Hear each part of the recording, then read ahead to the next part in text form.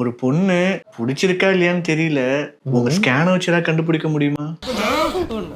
நான் scan doctor தான். அதுக்கு இப்படியா? ஆக்சுவலி நீங்க சொன்னதுக்கு எங்ககிட்ட ஒரு ஸ்கேன் இருக்கு. ஆனா அது அதுக்கு மட்டும் யூஸ் ஆகாது. அதை நாங்க ஃபங்க்ஷனல் எம்ஆர்ஐ அப்படின்னு சொல்லுவோம். நம்ம பண்ற எந்த ஒரு விஷயமா இருக்கட்டும், ஏன் இப்ப நான் கை ஆட்டி ஆட்டி பேசுற இந்த விஷயமா இருக்கட்டும், அதுக்கு என்னோட பிரெயின்ல இருந்து ஒரு சிக்னல் வந்தாதான் அது நடக்கும். பிரெயினுக்கு சிக்னல் வருது இல்லையா, அந்த இடத்துக்கு நான் கை ஆட்டணும் அப்படின்னு நினைக்கும் போது நிறைய பிளட் போகும். அதை வந்து நாங்க எம்ஆர்ஐல கேப்சர் பண்ணி அது வந்து ஒரு லைட் மாதிரி அப்படியே எரியும். அந்த மாதிரி தான் நம்மளோட ஃபீலிங்ஸா இருக்கட்டும், ஸ்ட்ரெஸ்ஸா இருக்கட்டும், பிரெயின்ல அமெக்டலான்னு ஒரு ஏரியா இருக்கு, அது வந்து பிரைட் ஆகும். அதே மாதிரி தான் இந்த லவ், இந்த பிளஷர் சென்டர்ஸ், அந்த ரிவார்டிங் சென்டர்ஸ் அப்படின்னு அதெல்லாம் வந்து எங்க இருக்கும்னா நம்ம மிட் பிரெயின்ல இருந்து இந்த ஃப்ரான்டல் கார்டெக்ஸ் கிட்ட இருக்கும். அதை நாங்க நியூக்ளியஸ் அக்கம்பன்ஸ் அப்படின்னு சொல்லுவோம். அந்த இடத்துல பிரைட்டா இருக்கும். மேபி இவர் கேட்ட மாதிரி அந்த பொண்ணோட போட்டோ இவர்கிட்ட காமிச்சு அவருக்கு அங்க பல்பு எரிஞ்சதுன்னா பிடிச்சிருக்கலாம் அப்படின்னு சொல்லலாம். பட் ஜோக்ஸ் அபார்ட், இந்த ஃபங்க்ஷனல் எம்ஆர்ஐ வந்து இதுக்கு மட்டும் யூஸ் ஆகாம நிறைய நியூரோ சயின்ஸ்ல வந்து ஒரு ரெவல்யூஷனே கிரியேட் பண்ணிருக்கு. பிரெயின்ல கேன்சர் இருக்கவங்களுக்குலாம் வந்து ஆப்ரேட் பண்றதுக்கு நியூரோ சர்ஜன்ஸ்க்கு கரெக்டான ஒரு பாத்வே காட்டும். ஸோ எந்தெந்த பாத்வேலாம் இது இன்வால்வ் ஆயிருக்கு அதெல்லாம் கொஞ்சம் ஒமிட் பண்ணிட்டு அவங்க கரெக்டாக ஆப்ரேட் பண்ணி லீஷன் ஹோல்சமாக எடுக்கிறதுக்கு சான்சஸ் இருக்கு.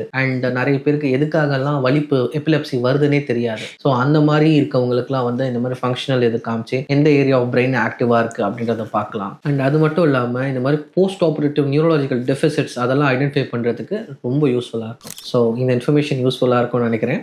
சார் அப்போ எனக்கு நிறுத்தலாமா? ஒரு 20,000 ரூபாய் செலவாகும். Be aware, take care.